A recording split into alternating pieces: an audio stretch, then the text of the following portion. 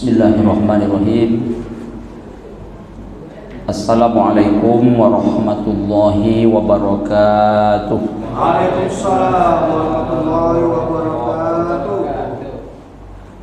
Alhamdulillahi rabbil alamin. Wassalatu wassalamu ala asyrafil anbiya'i wal mursalin wa ala alihi wa ashabihi ajma'in. Ashhadu an la ilaha illallah wahdahu la syarika lah wa ashhadu anna Muhammadan abduhu wa rasuluh la nabiyya ba'dah. Subhanaka la ilma lana illa ma 'allamtana innaka antal alimul hakim. Rabbi shrah li sadri wa yassir li amri wahlul 'uqdatam min lisani yafqahu qawli. Qala Allah Ta'ala fil Qur'anil Karim, a'udzu billahi minasyaitonir rajim. Yauma la yanfa'u malun wala banun illa man atallaha biqalbin salim. Wa qala ta'ala, ya ayyatuhan nafsul mutma'innah irji'i ila rabbiki radiyatan mardiyah fadkhuli fi ibadi wadkhuli jannati. Shadaqallahul azim. Yang kita muliakan dan semoga dimuliakan oleh Allah Ta'ala Bapak Ketua Pengurus Masjid Nurul Ikhwan, Imam Masjid Nurul Ikhwan, bersama seluruh jamaah kaum muslimin, kaum muslimat, tamu-tamu Allah yang berbahagia. Marilah kita memuji Allah Ta'ala, kita ucapkan Alhamdulillahi Rabbil Alamin, serta bersyukur kepadanya dengan cara perintahnya kita kerjakan, larangannya kita tinggalkan. Itulah syukur yang sebenar-benarnya. Dengan itu semoga nikmat Allah tambah, kemudian nikmat-nikmat itu dalam hidup membawa barokah, terlebih-lebih semoga kita semua senantiasa diridhai oleh Allah Ta'ala hendaknya. Amin ya rabbal alamin. Kita perbanyak pula salawat serta salam. Allahumma salli ala sayyidina Muhammad wa ala ali sayyidina Muhammad. Kita mohonkan kepada Allah Ta'ala semoga selalu dicurahkan kepada Nabi tercinta Muhammad sallallahu alaihi wasallam. Harapan kita dengan banyaknya kita bersolawat, semoga syafaatnya dengan izin Allah Ta'ala kita peroleh nantinya di hari kiamat, dan semoga kita semua di dalam surga dengan Nabi Muhammad sallallahu alaihi wasallam begitu dekat. Amin ya rabbal alamin. Jamaah tamu-tamu Allah yang mulia, apa kabar jamaah? Sehat? Yang tak menjawab semoga sehat juga. Amin ya rabbal alamin. Kalau berbicara sehat ini, kita sering mendengar istilah sehat lahir, sehat batin.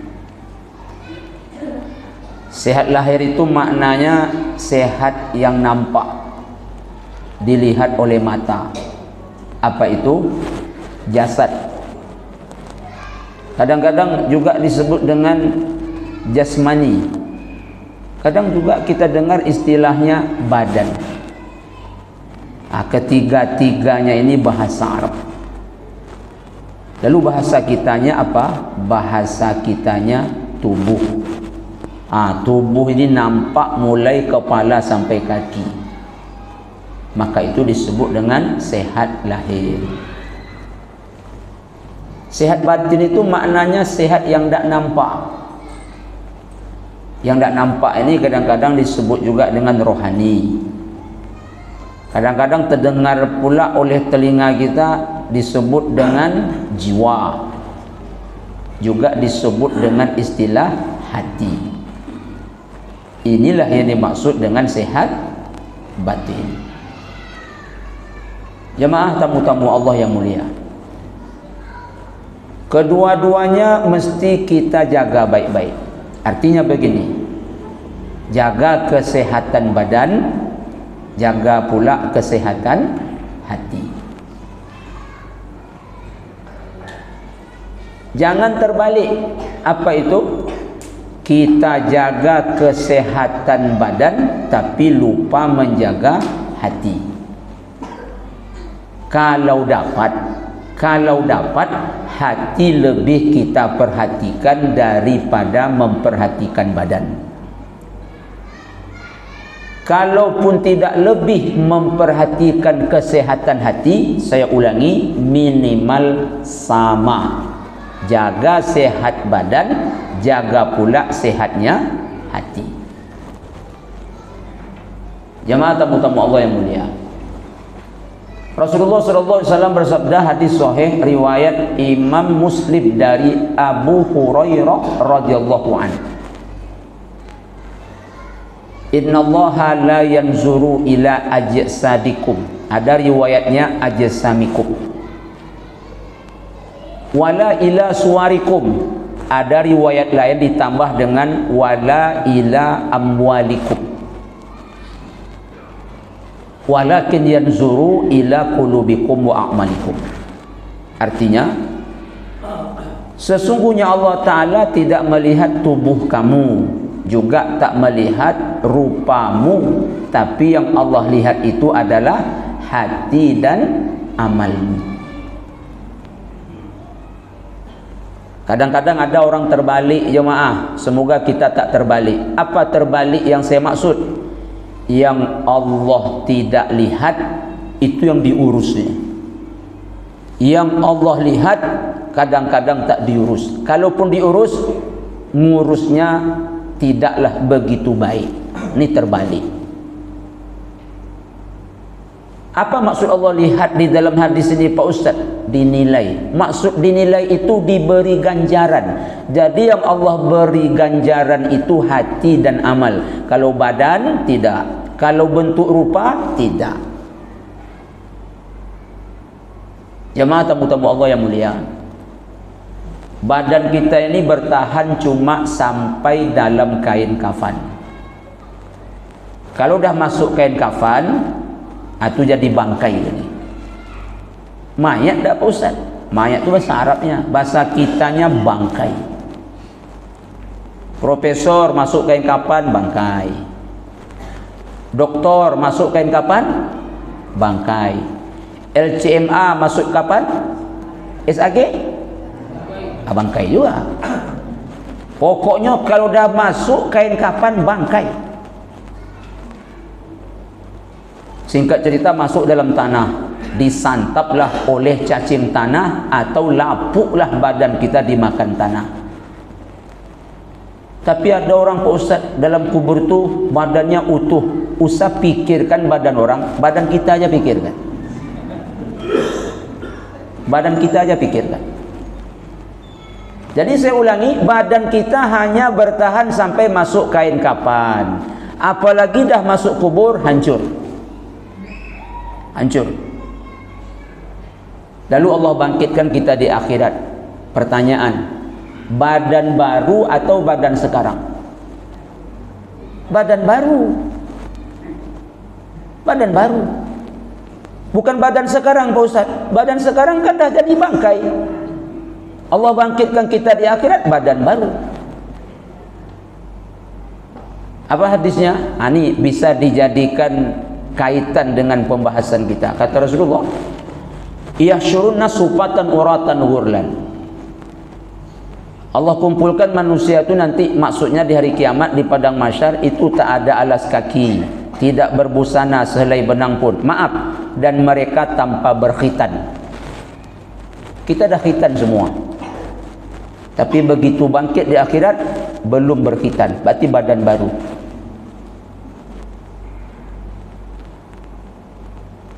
Tengok nanti dalam tafsir Ibnu Katsir yang punya At-Tahrim ayat 6. Ya ayyuhalladzina amanu qu anfusakum wa ahlikum nara wa quduhan nas wal hijarah Itu kita tengok dalam tafsir Ibnu Katsir, orang-orang kafir itu di akhirat nanti sebatang gigi mereka itu sebesar bukit Uhud. Kalau begitu sebesar apa mulutnya? Sebesar apa badannya? Berarti badan baru. Kenapa besar seperti itu Pak Ustaz? Biar semangat api neraka itu membakarnya. Kalau kurus-kurus macam saya, kena asapnya lesut langsung. Lalu dibikin besar, jadi api itu enak melahapnya. Itu orang kafir Pak Ustaz. Kita orang mukmin beriman masuk surga ni badan baru. Apa bukti nanti insya Allah kalau kita masuk surga badan baru? Postur kita postur Nabi Adam waktu ada dalam surga. Berapa tinggi Nabi Adam ketika dulu dalam surga? 30 meter. Sebesar itulah besok kita masuk surga. Kaget saya tengok jemaah. Mak tingginya gitu. Kita kaget kenapa? Karena kita terbayang sekarang cuma semeter sedih sedikit. Semekot pula lagi. Tapi kalau besok sudah masuk surga 30 meter semuanya, Masya Allah, tak kaget kita lagi. Berarti saya ulangi, kita bangkit di akhirat badan baru, bukan badan sekarang. Badan sekarang ni sampai kain kapan. Begitu kapan terbentang awak masuk bangkai. Tapi ada manusia begitu luar biasa mengurus badannya. Padahal tak lama lagi mungkin jadi bangkai. Nah, sekarang saya tanya sama jemaah, Allah bangkitkan kita di akhirat hati baru atau hati sekarang? Allah bangkitkan kita di akhirat hati baru atau hati sekarang? Hati sekarang. Tapi bukan hati jasmani berbentuk pohon cemara, kecil ke atas, besar ke bawah. Apa ayat yang menyebutkan? Asy-Syu'ara 88-89. Yauma la yanfa'u malu wala banun illa man atallaha biqalbin salim. Ada hari nanti harta dan anak lelaki tak ada guna lagi. Lalu yang berguna apa? Yang datang kepada Allah, menghadap kepada Allah dengan hati yang selamat. Hati yang selamat itu tak ada syirik, tak ada noda dan dosa.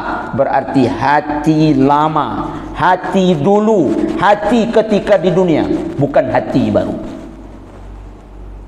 Maka kalau begitu, apa yang lebih kita perhatikan? Hati, bukan badan.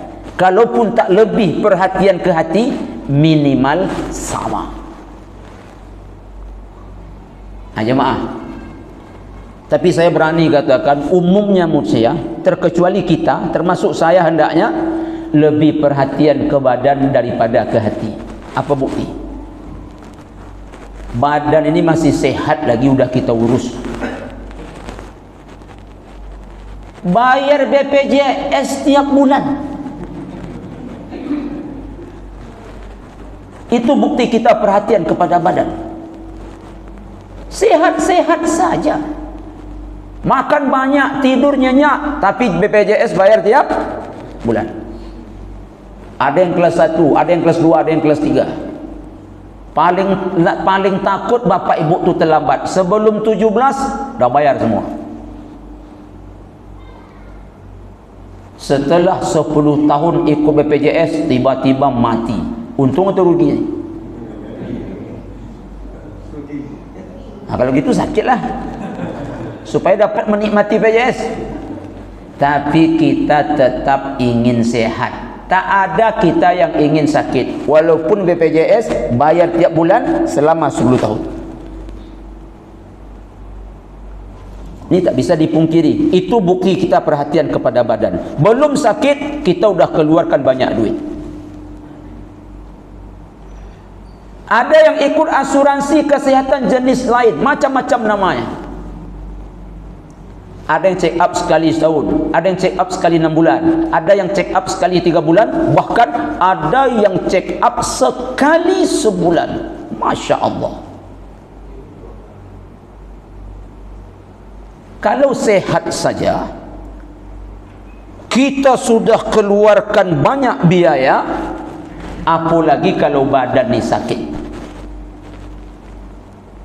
Kalau sakit, duit tak berseri lagi untuk mengurusnya supaya sehat.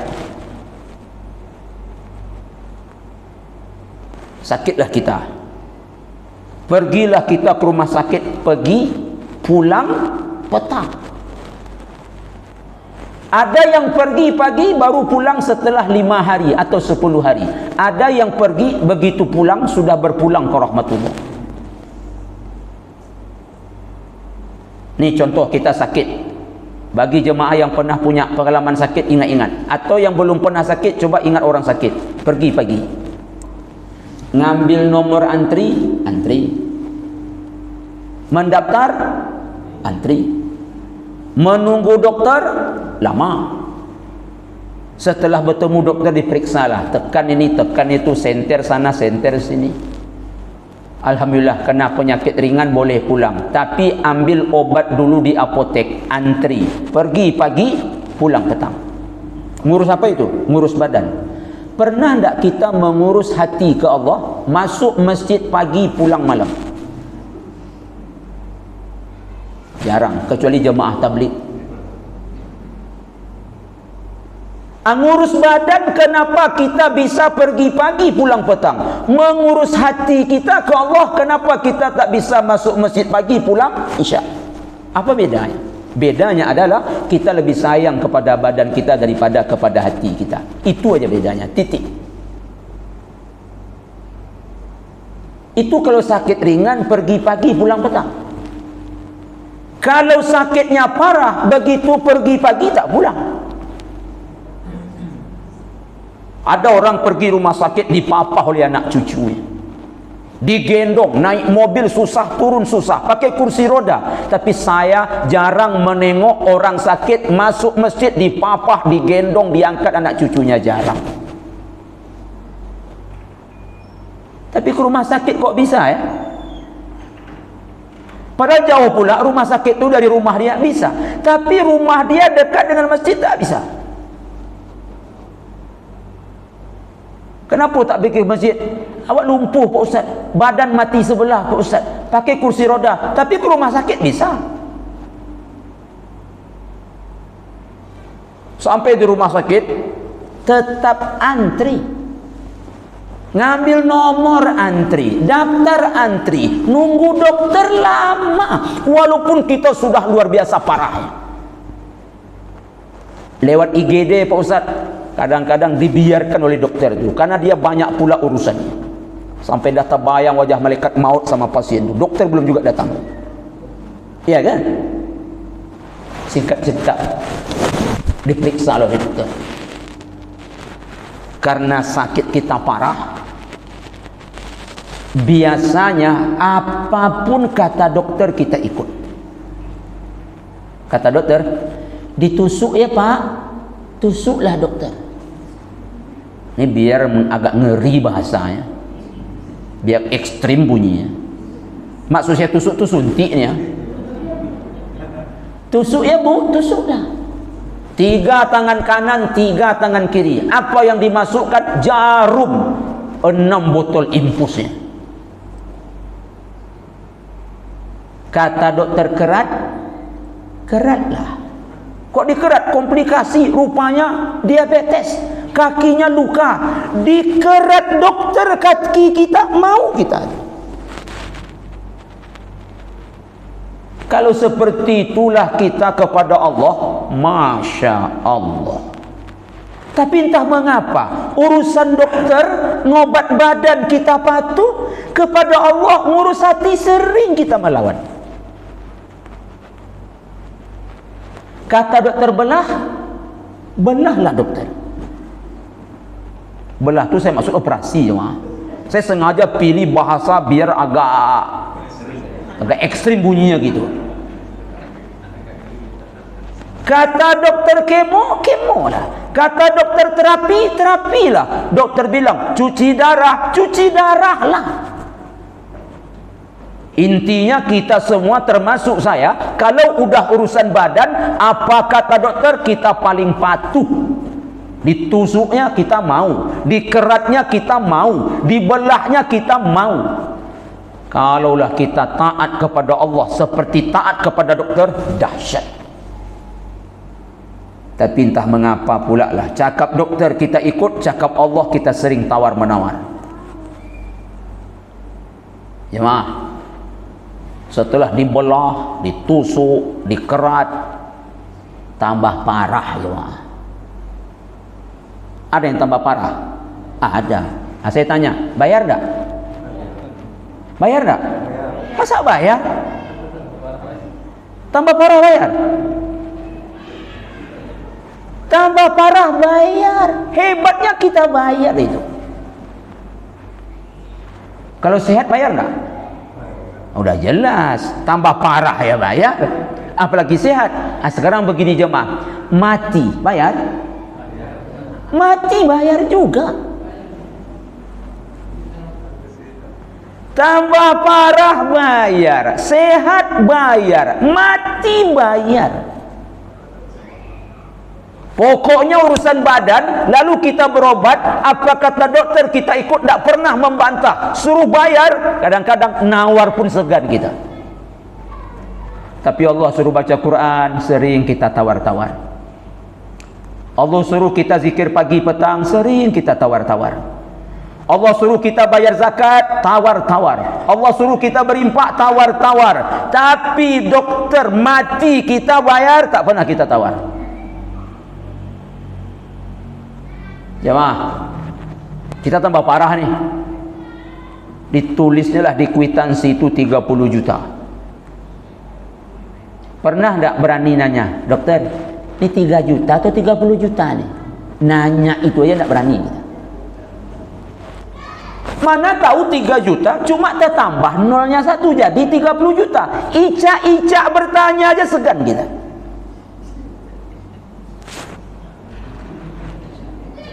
Icak-icak nanya aja segan, apalagi nawar. Dahsyat kita kalau urusan badan nih jemaah.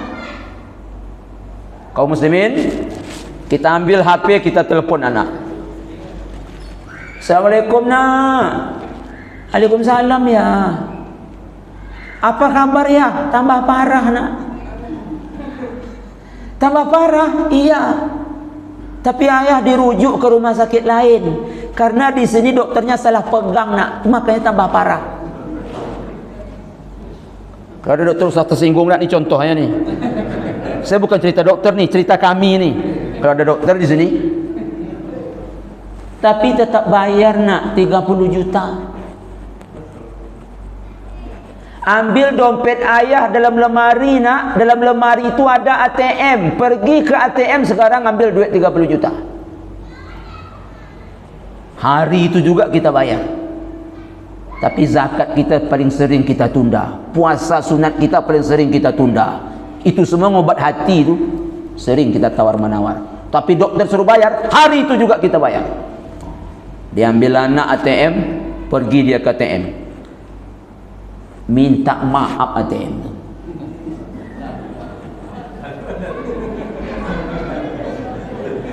ATM tu minta maaf. Tahu maksudnya minta maaf? Tak ada saldo lagi tu. Ada bunyi anak gadis dalam ATM. Ada anak gadis dalam mesin ATM tu ternyata jemaah. Apa katanya? Mas, duit mas sudah habis gitu. Nelponlah anak tadi. Ya, apa nak? ATM minta maaf. Minta maaf. Iya. Kalau gitu nak ambil sertifikat tanah ayah. Ada orang berjual tanah untuk ngurus badan yang mungkin tak lama lagi masuk tanah. Ada yang berkata, kalau begitu nak ambil sertifikat rumah kita, antarkan ke Pegadaian sekarang. Begitulah demi badan, motor berjual, demi badan tanah berjual. Ada orang rela demi badan agar sehat rumah dijual. Padahal kalaupun sehat, ujung-ujungnya jadi bangkai. Saya ulang berulang-ulang kali, kalaulah macam itu kita mengurus hati kita ke Allah, Allahu Akbar. Jemaah, kita ni kalau sakit mengapa berobat? Dua ya tujuannya. Satu, supaya sehat. Yang kedua, kenapa kalau sakit kita berobat? Supaya tak mati, jemaah. Betul yang saya bilang? Begitu juga hati. Kalau dia berpenyakit, kenapa kita obat? Supaya sakitnya itu sehat. Kalau tak diobat, nanti kalau sakitnya parah, mati. Bahaya.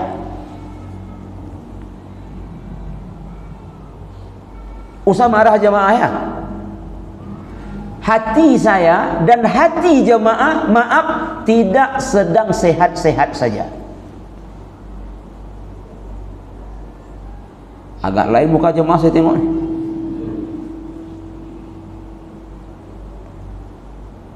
Kaum muslimin, badan ni kalau sehat apa tandanya? Badan ni kalau sehat banyak tandanya. Di antaranya, apapun yang dimakan terasa enak. Itu tanda badan sehat itu. Kalau badan sakit apa tandanya? Apapun makanan terasa pahit. Hati begitu juga. Apa tanda hati kita sehat? Apapun ibadah terasa nikmat. Tapi kalau hati berpenyakit, ibadah tu hambar aja rasanya. Macam orang sakit, makanan tu tak ada yang enak. Hambar, kalau tak hambar, pahit. Tapi kalau badan sehat, kurang-kurang masak sikit pun habis. Cium pertama basi, cium kedua tak ada basi lagi, habis juga. Itu kalau badan sehat, enak semua. Kalau badan sehat, tidur tak perlu pakai bantal, tak perlu pakai kasur, sambil duduk tidur. Ustaz tersinggung ya, Mak. Begitulah kalau badan sehat. Tapi kalau badan sakit, apapun merek tempat tidur, setebal apapun tempat tidur, AC makau macam mana dinginnya, kamar macam mana pun cantiknya, nak menemukan kelopak mata atas dengan kelopak mata bawah susah. Hati begitu juga. Kalau hati ni sehat, baca Quran tu nikmat betul. Kalau hati ni sehat, ibadah tu apapun nikmat. Tapi kalau hati tak sehat, hambar terasa semua. Kalau begitu Pak Ustaz, apa saja jenis penyakit hati itu Pak Ustaz? Banyak ya mah. Untung-untung yang saya sebutkan ini satu pun tak ada sama kita. Tapi apabila saya sebutkan ada semuanya, ini bahaya nih. Kalaupun ada, mohon ringan-ringan saja sakitnya. Ibarat badan cuma pilek-pilek sikit, batuk-batuk sikit. Awak takut nanti setiap saya sebut ada semua, stadium 4 pula semuanya. Apa itu penyakit hati Pak Ustaz? Penyakit hati itu kepada Allah, kesyirikan, kekufuran, kemunafikan, sering buat dosa ke Allah, sudah buat dosa, merasa aman dari siksa Allah. Itu kepada Allah Ta'ala itu. Dan banyak lagi turunannya. Kalau kepada sesama Pak Ustaz, apa tanda hati kita sedang tak sehat-sehat saja? Dia sedang berpenyakit. Iri, dengki, caci, maki, ribah, fitnah, namimah, sombong, salah orang dikoreksi, salah sendiri dikoleksi, macam-macam lagi. Semoga tak ada. Kalaupun ada, mohon ringan saja. Usah terlalu parah. Siapa yang paling sehat hatinya jemaah? Nabi Muhammad SAW. Siapa yang paling mulia akhlaknya? Muhammad SAW. Kenapa akhlak Muhammad paling mulia? Karena hatinya paling sehat. Kita ni sekarang memperingati Maulid Nabi. Kita tahu akhlak Nabi. Kita takkan pernah bisa berakhlak baik selama hati kita berpenyakit. Takkan pernah bisa. Siapapun ustaz penceramahnya, hebat dia menerangkan akhlak Nabi, serupa tak akan mengikut saja, takkan pernah kita bisa kalau hati kita ni berpenyakit. Apa sebab? Sumbernya tu di sini. Lalu macam mana cara menyembuhkannya? Karena saya katakan orang yang paling sehat hatinya Muhammad sallallahu alaihi wasallam. Namun kalaupun hati dia paling sehat, Nabi tetap merawat hatinya. Apalagi maaf, hati kita yang sedang tak sehat-sehat saja. Cara pertama, kita sudah tahu semua. Kenapa disampaikan? Agar kita istiqomah. Rajin-rajin bangun malam. Bangun malam tu setengah malam jemaah, penghujung malam, sepertiga terakhir bagian malam. Nanti bangun jam 2, Masya Allah, tahajud 8, taubat 2, hajat 2, witir 3, 15. Matu kantuk, badan penat. Baru jam 3, subuh masuk jam 5, datang setan. Dah mau subuh lagi pak, baring-baring aja dulu samping sajadah. Tapi usah pakai bantal, tertidur nanti. Pandai pula setan tu. Usah bapak atas kasur, nanti tertidur tinggal pula subuh. Akhirnya kita tidurlah samping sajadah, nunggu subuh rencananya nih pas bangun waktu duha masuk. Tambah parah penyakit hati. Apa sebab? Yang wajib tu betul tinggal. Jadi apa maksud Pak Ustaz? Bangun sepertiga terakhir, pilih waktu paling akhir. Jam berapa itu Pak Ustaz? Jam 4. Begitu bangun jam 4, masih banyak yang bisa kita kerjakan. Dan saya sangat yakin, semua kita bisa. Kenapa Ustaz yakin? Ketika kita mengobat hati kita kepada Allah, setiap malam kita bangun, tidak sesusah mengobat badan kita kepada dokter. Badan kita ditangani dokter, ditusuk, dibelah, dikerat. Ketika hati kita berpenyakit, tak ada yang dibelah, tak ada yang dikerat, tak ada yang ditusuk, tak pakai antri, tak pakai bayar. Kita kalau sakit sudah meninggalkan tempat tidur menuju tempat tidur rumah sakit. Masa meninggalkan tempat tidur menuju sajadah kita tak bisa? Masa tak bisa? Tak mungkin. Urusan badan ke dokter saja hazab kita dibuatnya kita bisa. Masa meninggalkan tempat tidur menuju sajadah kita tak bisa? Itu saja obat hati Pak Ustaz. Banyak yang lain. Banyak berzikir, duduk di majlis ilmu, kemudian baca Quran dan maknanya, kemudian banyak-banyak berpuasa.